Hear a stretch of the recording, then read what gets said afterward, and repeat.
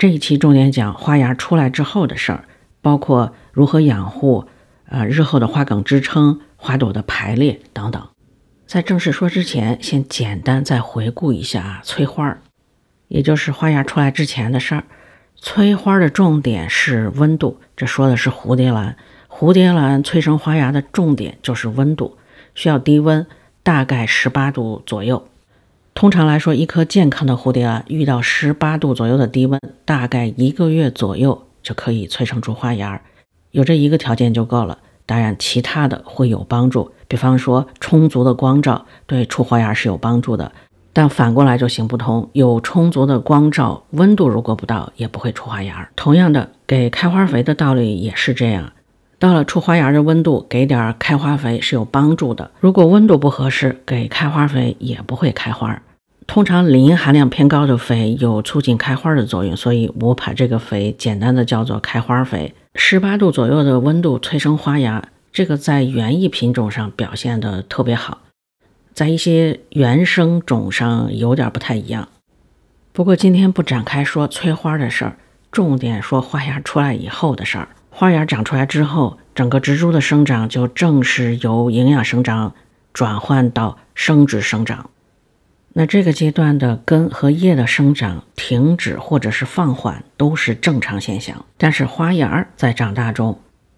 花芽的生长也是需要充足的营养的，所以这个时候给肥给水都不能停不能少，正常给。通风也继续保持良好，光照也继续保持充足。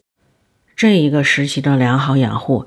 也是为日后花开的比较多打下良好的基础，当然之前的营养生长也是基础之一。不过这一时期如果您是自然温度养护，有一点也是需要注意，就是温度可能会逐渐降低，因为通常出花芽是出在秋冬季，意思就是从花芽出来之后到开花之前，家里的温度有一个时期是越来越低。在这个温度逐渐降低的阶段，水和肥的供给在实际操作上是逐渐减少的。这其中的道理倒也不难理解，因为我们是按需供给，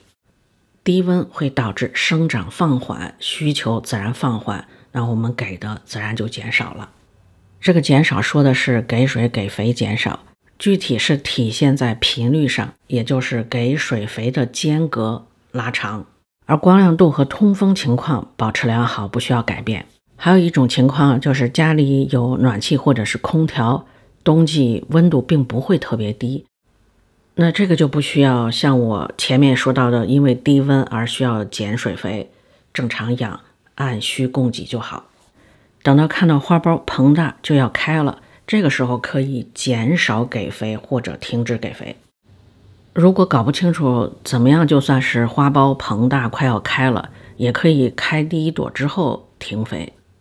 花期停肥或者是减少给肥的目的是希望它生长放缓，延长花期。所以从整个植株的角度讲，不停肥不减肥完全可以，最多就是看花的时间略微缩短一点而已。但是蝴蝶兰花期本来就很长，稍微缩短一点好像也问题不大吧。但如果施肥过多，花谢得太早就不好了。所以为了图省事儿，我一般是花期停肥，刚好我也不用去管它了，只是保证给水就好了。花期给水不能停，可以停肥。经过观察，我觉得花期停肥几个月对整个植株的健康影响也不是很大。确切的说，我基本上没有观察到什么影响。那什么时候开始恢复给肥呢？是花开始谢的时候恢复给肥。我们居然从花芽出现一直讲到花谢了，我们接着再回到花芽出现的初期，因为要开始说花芽的支撑了。花芽是出现在花茎上，但正好在叶子的背面，叶子通常又是这样一片叠着一片长的，所以我们首先需要让花芽从叶子的侧面穿出来。花芽有趋光性，就是它会向着光比较明亮的那个方向生长，所以出现花芽之后，您希望它从哪个方向出来，就要把那个方向对着光源。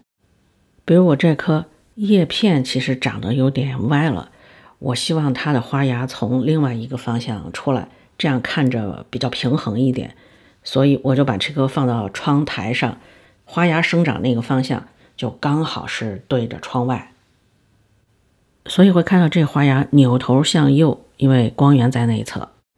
在花芽出现的早期，仅仅利用光调整它的方向就好了，因为也太短了，加不上支撑。等它长到可以加支撑的高度，就可以给它加一个支撑杆，规范它的方向。像这个的长度基本上已经可以夹住了，如果需要的话可以开始加支撑杆。不过如果它的方向大致上还可以，这个阶段可以不加，等到再长一点的时候再加也行。在这么短的这个阶段，如果觉得稍微有点歪，还可以通过光源来纠正它的方向。早期它的花梗是比较软的，不论是通过支撑杆还是通过光源来纠正方向，在这个阶段还是比较容易的。在花芽生长早期，比较糟糕的一个生长方向是顺着叶子的方向长，等它长出叶子就变得比较长比较硬了，那个时候再做支撑，就是在纠正就比较困难了，只能让它垂着长了。我们在家里室内养的，很多时候光源就是从窗户照进来的侧面光，所以呢，在花芽的初期需要注意它的方向。当然这主要指的是中大型的蝴蝶兰，再就是您希望它的花是往上长的。如果您觉得它横着长竖着长都无所谓，那就不用管它。我这个架子上的花芽如果我不刻意去管它，基本上都是斜着长，因为主要的光源来自四周，而不是顶棚，顶上只有几盏照明灯，看来是没什么作用。所以兰园在建造兰棚的时候，都会刻意让上方顶棚那儿有光源下来，花芽一出来就直着往上走了。不仅花芽有趋光性，花苞花朵也都有趋光性。不过花苞打开变成花朵之后，趋光性不是很明显，